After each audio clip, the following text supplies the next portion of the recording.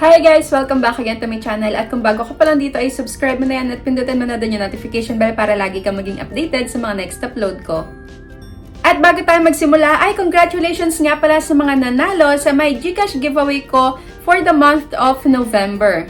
Kung hindi mo pa napapanood yung announcement ko ay pumunta ka na sa may Facebook page ko at baka isa ka na sa may panalo. At syempre, may panibago na naman tayong GCash giveaway kada buwan. Kaya for the month of December, pwede kang sumali. I-PM mo na ako agad sa may Facebook page ko para maisali na din kita.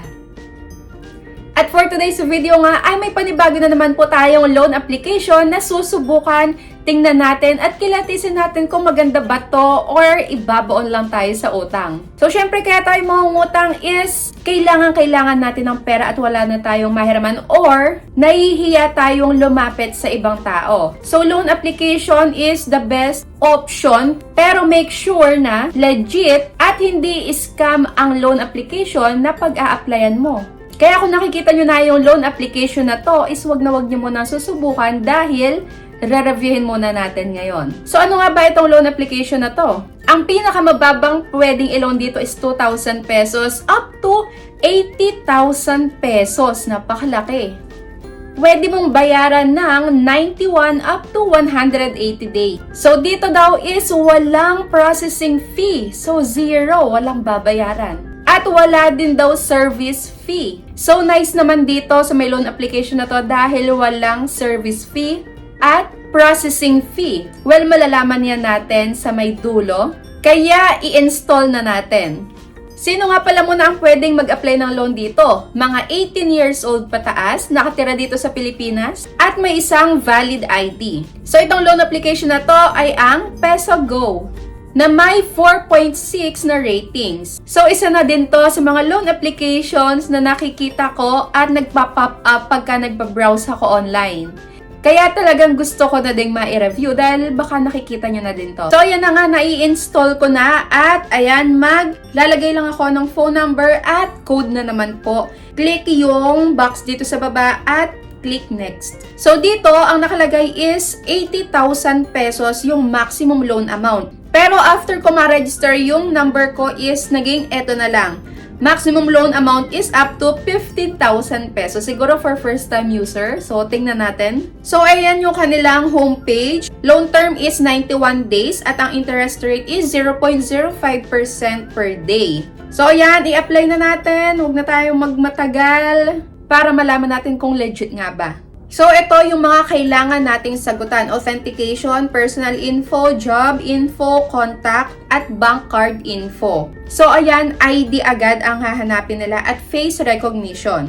At dito sa may mga recommended ID type nila is UMID, driving license, passport, TIN, at SSS. Pero kung wala ka sa mga to is meron silang other options. At national ID, health card, postal ID. So, ayan, nakapili na ako. Pipicturean yung harapan. So, ayun, harap lang, hindi na kailangan ng likod.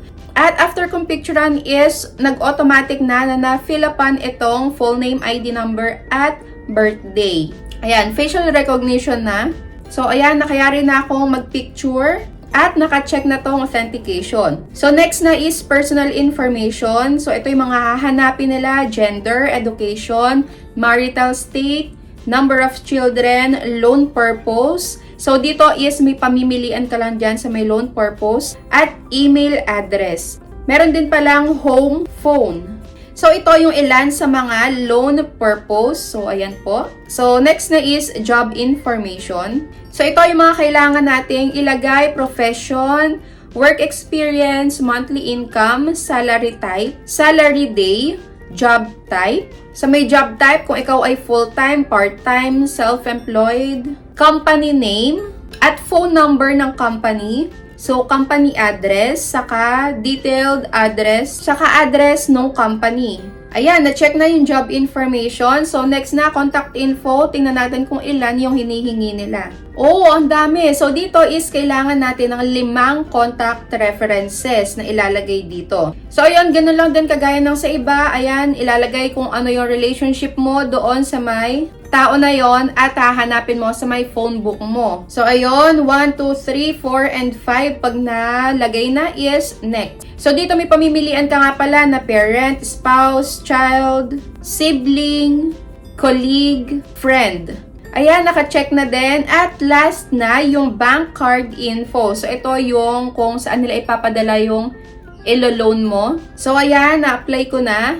May pamimilian na e-wallet at saka bank. So, dito sa may e-wallet is pwedeng GCash at PayMaya. So, syempre, GCash gamit na gamit. Ilalagay lang yung card number o wallet channel, so GCash. So, dito sa may wallet is lagay mo lang GCash, tapos sa baba yung number mo sa GCash at uulitin lang sa ibaba.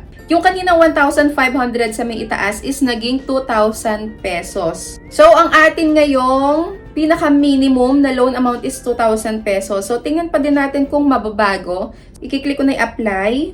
Oh, mas tumaas. So, 3,000 pesos ang aking minimum loan amount. So, dito, ang loan term is short term lang, 7 day. On or before 7 days is kailangan mabayaran na natin. So, eto na po ang pinakahinahantay ng lahat kung legit nga ba or hindi. So, dito is repayment amount 3,000 pesos. Meron naman pala silang processing fee at saka interest. So, hindi totoo yung nandun sa... Dito is merong processing fee na 950 at interest fee na 19 pesos. Meron ding risk control service fee. So, ngayon lang ako nakakita ng ganitong risk control. So, bago to sa akin na 171 pesos. At ang kabuuan na marireceive mo lang is 1,860. So, kung ang ilo-loan is 3,000 pesos, eto lang ang maibibigay sa atin dahil ikinaltas na yung processing interest at risk control service fee. Kaya lagi nyong babasahin yung details nila bago kayo mag-submit ng loan application nyo. So dito, nung nakita ko tong details nila sa may loan information, ayan, nag-try ako kung meron ditong account cancellation or buburahin yung account na in-register ko dito. So ayun, marami ding legit na loan application at yung iba doon is nasa may channel ko at nireview ko na. Kaya panoorin nyo na lang. So ayun lang, thank you for watching!